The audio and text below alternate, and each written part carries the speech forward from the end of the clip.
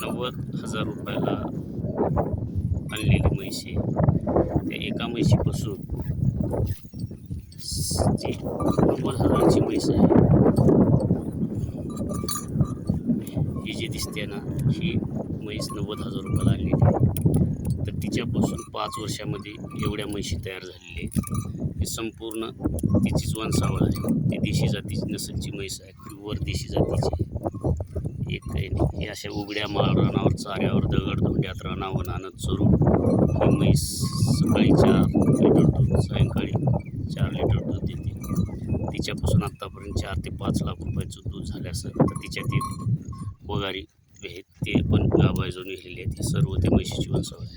तर असा ओपन उघडा डेअरी फार्म बफेलो, जी म्हैशीचा उघडा माळावर चरून माळावर हे करून दूध देणारा दुधाचा हे व्यवसाय बंदिस्त आहे. बघू लावले डोळ्यानं. ह्यांना काही बांधून कुठलंच पेंड नाही, चारा नाही, कुठलं काही नाही.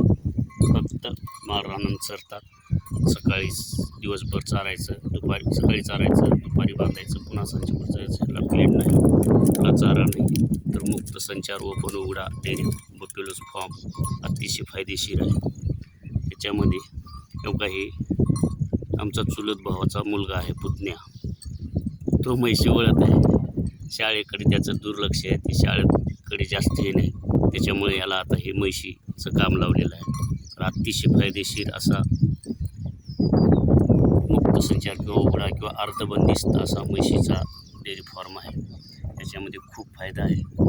वर्षाला 3 म्हशी झालेल्या आहेत. त्याच्यामध्ये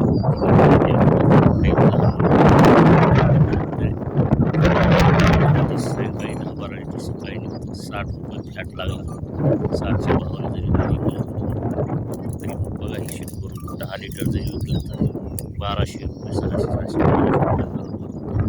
त्यांना कुठलाही खर्च नाही. फक्त माळरानावर गवत चारा, वावरातलं तण, वाळलेला चारा उन्हाळ्यामध्ये, पावसाळ्यात असा हे चारा चरून येतो. कुठून आलायस? बांधणार आहेस? घेऊन जा.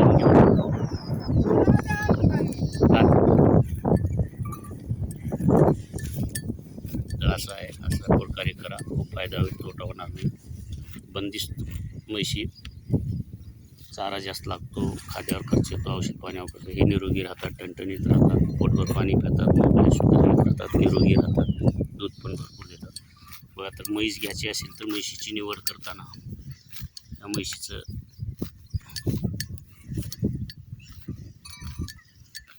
बघा आता सडं कशी, अशी सडे असावी. आणि शीर जी आहे म्हैशीची, ती शीर कमळापासून कासापर्यंत धमनी म्हणतो आलेली असे फुगलेली असावी. ती म्हैस ती जास्त देते. बघा, हे मी दाखवत आहे, हे तिची धमनी आहे. अशी म्हैस त्याच्यानंतर भरपूर दूध देते. कास पण असा असावा, नरम मौसूद कास असावा म्हैस निवडताना.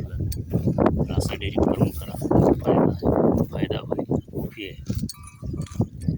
मस्त वर आकाश, खाली धरती, ह्याला कुठला याने साधा शेड केलेला आहे. फक्त बघा, ते शेड आहे, ते दिसत आहे, ते शेड. अशा पद्धतीने केलं तर खूप फायदा होतो. जास्त खर्च करायची गरज नाही. कमी खर्चामध्ये जास्त उत्पन्न दुधाचं मिळणारं हे बफेलो किंवा म्हैशीचं डेअरी फार्म आहे. बफेलो डेअरी फार्म खुलं माळरानावर उघड्यावरती चरून असा चारा वाळेल, साधा चारा खाऊ. बघा, हे असं चारा, हे प्रत्यक्ष यायला लाईव्ह आहे. त्याच्यात खोटं सांगायचं नाही, खोटं सांगून फसवायचं नाही. बघा, हे आता आम्ही अशा प्रकारे गाईचा आणि म्हैशीचा डेअरी फार्म करतो. दाबते किती झाली.